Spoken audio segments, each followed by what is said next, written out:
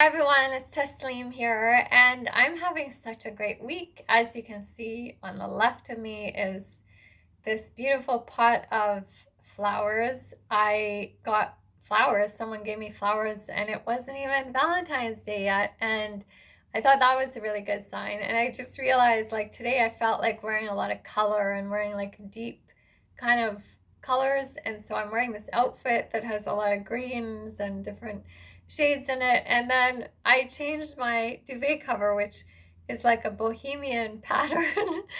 So hopefully we don't all clash for your eyes here. I think there's a bit of orange theme running through all of them, so hopefully it's not too much for your eyes. And I just think like color is so um, fitting for this month because I feel like February is so much about love and soul, and it has a special significance for me. So, hey, color it is today. Thanks for being here. So, the topic for today is how tango taught me not to cheat my steps in dance and in life. So, when I came to tango dancing, I thought that I was going into it to escape. I thought it was an escape for me from salsa. I loved salsa dancing, but I was in a really weird relationship in the salsa scene and didn't realize that the person that I was with was like completely lying to me, and it was based on something that was just completely not true. I mean, the whole relationship was. And I felt really stupid because I thought everyone in the salsa scene who had already been there, like maybe they already knew about him and knew what he was like, and I had just fallen into this kind of trap of being the new, like, gullible one. So once all the truth was uncovered, I just didn't want to be there anymore. I tried to stay in it for the dancing, but it was weird, and I felt this like weird energy, and it just kind of tainted it for me. So I was like, how can I still continue to dance and love dancing but not be in this same surrounding? So I thought I was choosing tango. I went into the tango scene and went to some classes, and little did I know I would find out, like, probably months or maybe even in a way years later, that tango actually chose me. And I like to say that tango, like, would was actually leading me to fall into the arms of someone else. Like, that relationship that I thought was so messed up actually was meant to happen because it would lead me into the arms of another. And I don't mean that I was rebounding into like an unhealthy relationship. I mean that the arms that I was falling into were the arms of tango. And if any of you guys have danced tango, you know that the embrace is such a big part of tango. Like, it's really focused in on because it's really important. And the tango embrace is like unlike any other embrace that I've felt. And I almost want to say not just in dance, but in life, because it really is like all encompassing. It's very connected.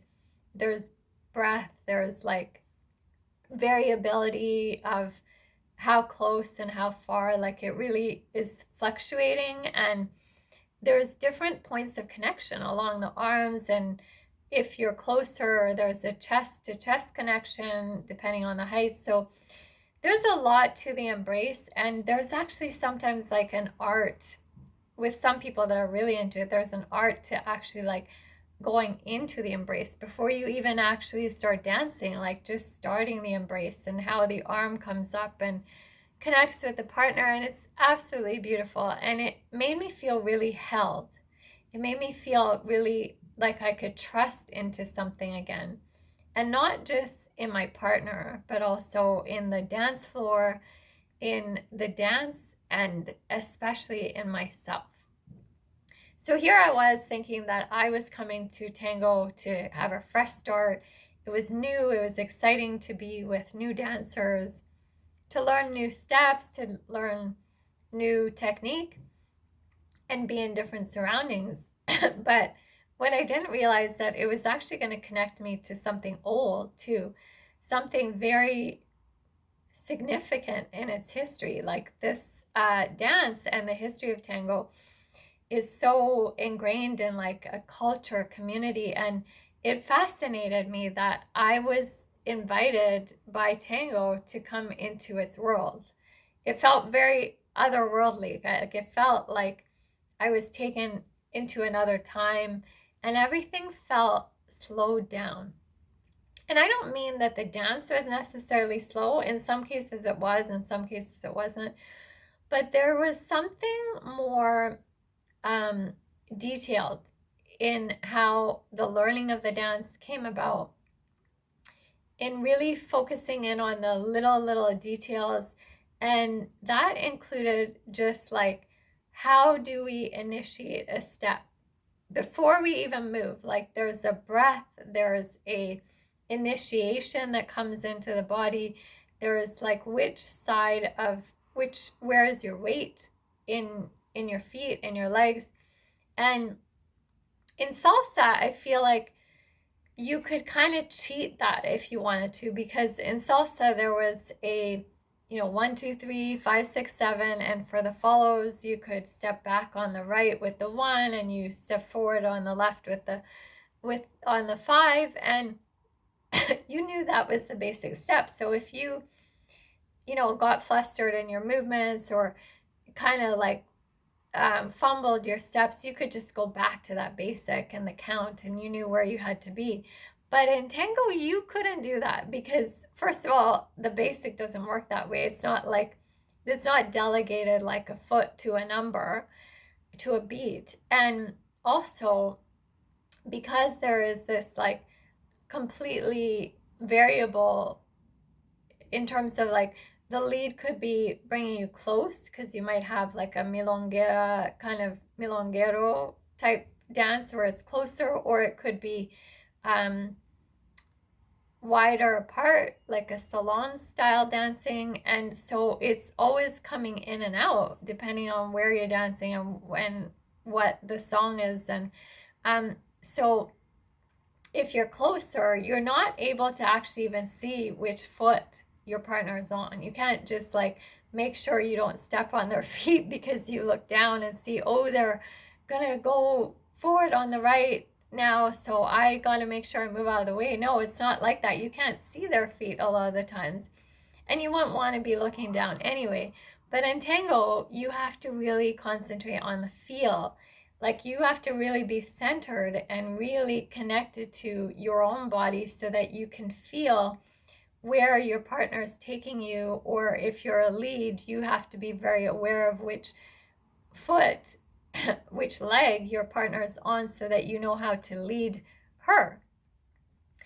And that meant that tango took more time, more concentration, more detailed focus in the learning. So with salsa, I found that some people would come to salsa and even take like these weekend crash courses in salsa, and then just go out dancing and social dancing. And of course, they didn't end up being like expert dancers, but they could kind of fake it. They could fake it when they were social dancing and have a night of fun and actually ask people to dance or accept dances, and you could get through. You can't fake it in tango. Like there's no way to fake it. If you faked it, I was like, is that what was the past tense of fake? I think it's faked. If you tried to fake it, I think I was about to say a swear word there, but I didn't mean to. You would, like, it would be a mess, because you would be stepping on your partner's feet. There is no like delegation to the foot, to the count. You can't be counting in your head to figure out where to come back to.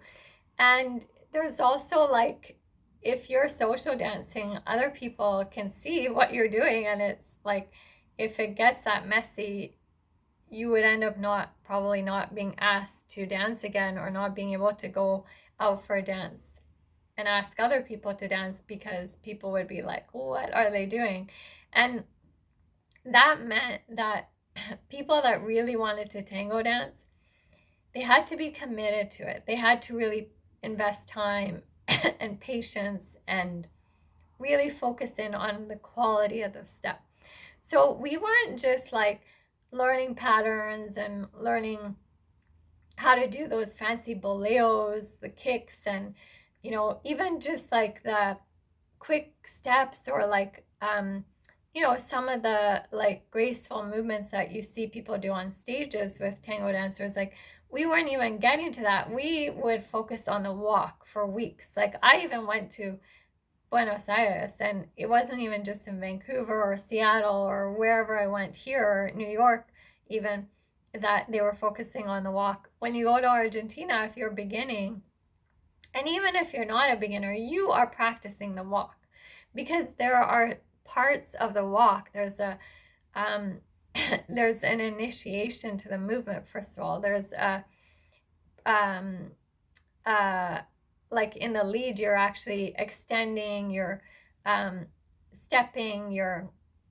projecting. Sorry, is what the word I was trying to think of. You're like projecting, extending, and then you're actually stepping. And sometimes the step is more of a glide. Sometimes it's more of a attack to the floor, depending on what kind of texture you want to give, or what kind of mood the music is. And in order to grasp that and make it fluid, or make it confident, you had to actually practice, like, how much of your weight are you going to give to that step, and how much of a progression are you going to give to moving in the direction that you're going to go. Like, it's not just like you suddenly hit the floor with the step.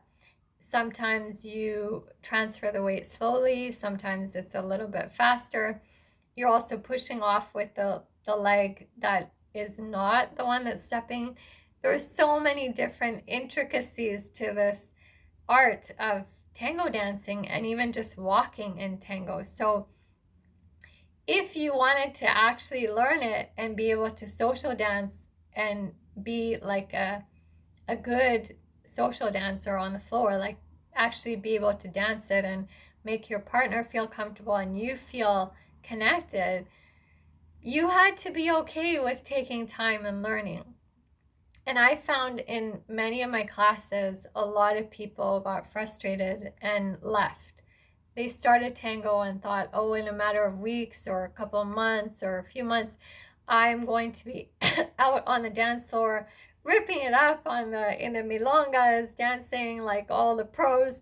And that wasn't happening. And I think some of those people, maybe that was something that they experienced in salsa, that they could learn it quicker, and they were out on the dance floor, and social dancing was not something that they had to wait to do for like months, or even sometimes years, like, or a year. So the frustration got to people, and a lot of people actually dropped out of tango. And I'm not saying that I was like, oh, I'm so patient and I can do this. No, I think at first I was like so glad, first of all, just to be away from the scene that I was trying to escape from. Secondly, I think there was this draw and intrigue for me from tango, because I loved this idea about the history and the little nuances of like the traditional, like how to ask someone to dance. And I liked that olden style of something. It took me back in time, and I think I kind of needed that. But on top of that, I think every class I was like, oh yeah, okay, we're just going to be doing this walking and, progression, extension, and stepping, like, for a few weeks. And then probably the next week, we're going to move on to another movement. So every week I just anticipated that we would learn another movement. I think that kept me in it, but it wasn't happening. We were still like focusing on the basic. But I started seeing little things that kind of piqued my interest and made me feel something different that I didn't feel in salsa.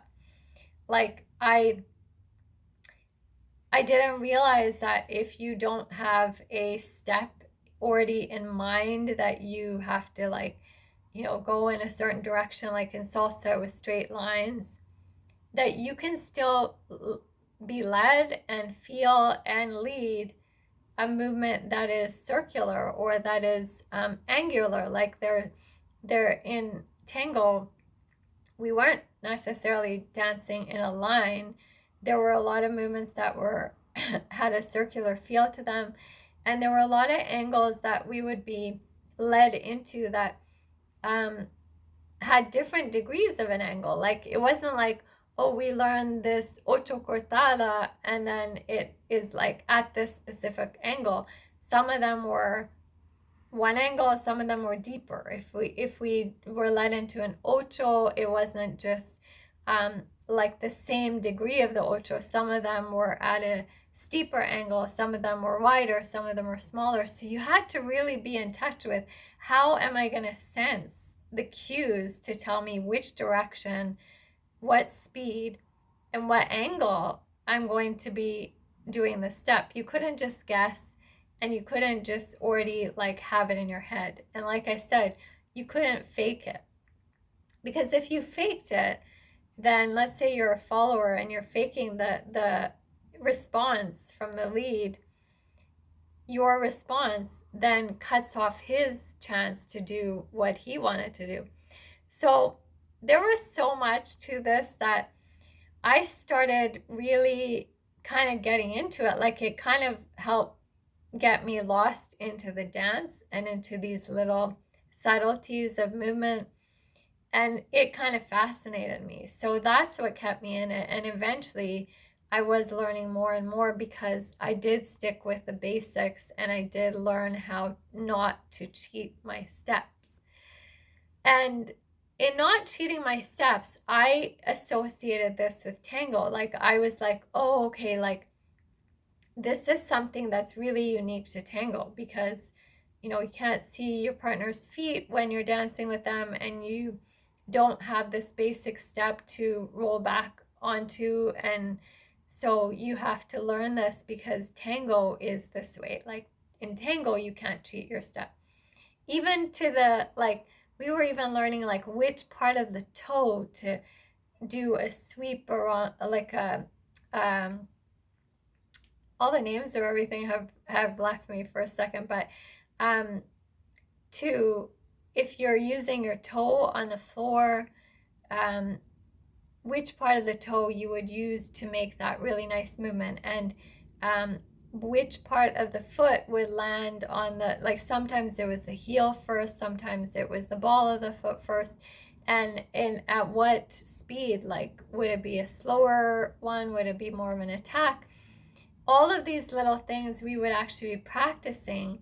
And it wasn't just an aesthetic thing. It wasn't just to look like, oh, you're attacking the floor, or oh, you're gliding and being more graceful. That was part of it, but it was also helping to create the movement and the flow in the dance. So I thought, oh, this is just a tango thing. And so I kept associating it with that, and it was what really drew me to this dance and kept me in it. And one day I decided to go back into salsa because I thought that I was ready to, you know, enter back into the scene, just to go out and hang out with some salsa friends for a bit, and that I wouldn't feel like nervous or have that negative association anymore with those venues.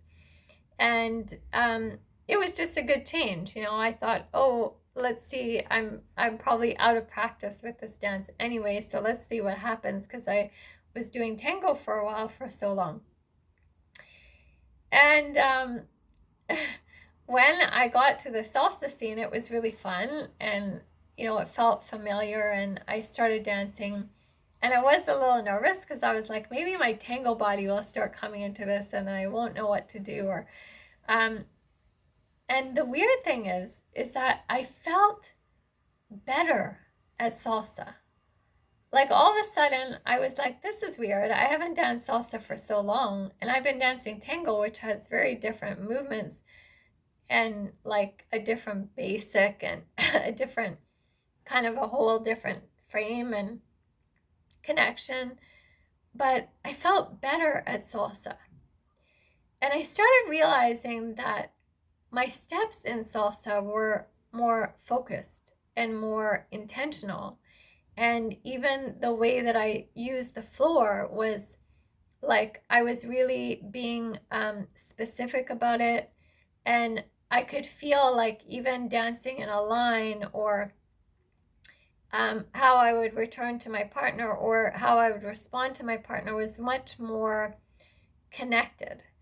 I even felt like my frame was more connected, and I felt more parts of that connection could give me faster cues. I felt like more responsive. I felt like I was enjoying the dance more, and I felt like I could feel it more. Like I could feel the floor more. I could feel my own center more. I could feel like the initiation of movements that I know salsa instructors had talked about and we had learned, but I hadn't felt it this way before. And what I started realizing was that Tango had taught me how to dance salsa without cheating my step in salsa. I didn't even know that I was cheating my steps in salsa before. Like I was like, oh, I could get away with it in salsa because first of all, I didn't know how to make my steps more full and complete when I was dancing salsa, because maybe I was just learning the basics in a little bit of a more robotic way. And secondly, I knew that I could like fall back on like the 1, 2, 3, 5, 6, 7 and the delegation of foot to count if I lost my place. But I didn't need to think about that anymore, because actually, in having more practice with tango, my salsa started getting those little nuances of tango in my salsa. Not that I added tango styling or tango um, frame, or like I started, like looking like a tango dancer in my salsa, but I felt more connected to myself. I was really, really aware of how I was stepping and where I was stepping and the angle and the subtleties of where the lead was taking me. And it felt so good. And I realized that like not cheating your step is not just something that is unique to tango. It's just that in tango you couldn't do anything else. You could not fake your steps. But that all of the other dances actually should be danced this way, with not cheating your step, with really fully stepping in and really like being aware of where your weight is, where your balance is, um, catching those really subtle cues, and knowing not to like fall into your step, but actually like use your foot and use the part of the foot that you want to like touch the floor first, really to like accentuate that and use it. And that became so important to me in all the other dances that I did after that. When I was dancing bachata and I was dancing kizomba and zouk, I started realizing that tango taught me how to dance these dances better. That they that tango actually taught me how not to cheat my steps in those other dances. And the crazy thing is that in other parts of my life, I also started not cheating my step. I started slowing things down. I'm trying to teach myself to play guitar right now, and I sometimes I like will fumble through like some chords, and I'm like, oh yeah, I'm playing the right chord, and let's move on to the next. Or I will play a little melody, and I know I'm not like right on the fret, right near the fret line where I should be, and it's like ringing a little bit off, but I could just continue and just fumble through it and fake my way through. But there's this thing from tango that's ingrained in my head that's like, no, we're not going to cheat our steps, not just in tango, not just in other dances, but in life. Because when you don't cheat your step, it doesn't slow you down. It doesn't actually hold you back. It's not like, it might feel like, oh, you have to have the patience to do it. But when you put that time and effort into having the patience for it, you get so much out of it. You just feel like, oh, that sounds so much better, like that chord when I play it without faking it. When I play the chord and I'm not cheating my fingers. So instead of my feet and my steps, I'm not cheating my fingers, or I'm really like being more intentional about how I play the melody. Like I'm not lifting my fingers off too soon in the strumming or whatever. It sounds so much better. I get a full sound. I get a fullness of feeling. I feel way more connected. And I'm like, this totally reminds me of tango, strangely enough. And I feel like I learned it from tango. And it's not just in the arts. It's not just not cheating your steps in dance or music or, you know, working out for me as well, but also in relationships. Like I realized that in relationships, I would sometimes like cheat myself out of, I'd spend a little bit more time with someone that I knew things were not going so well, or I wouldn't speak up about what I'm really feeling. And it's sort of like faking what you're feeling or faking what you want. Like accepting things just the way they are. And I feel like because of tango and because of learning not to cheat my steps in a dance, I also try not to cheat my steps in relationship. Like I don't rush into something if it doesn't feel right, or I speak up when I need something, or if I don't feel like comfortable about something. I don't just like fake through it, and I don't just kind of like, oh, that's okay, let's just move forward. I'm like, no, let's take a step back, let's slow this down, let's figure this out. And to me, that really came from tango, strangely enough. So thank you, tango, for pulling me into your embrace. Thank you for dance in general, for teaching me all these amazing lessons. Thank you all for listening, and I would love to hear what you think about this. If you can relate to it in any area of your life, please let me know.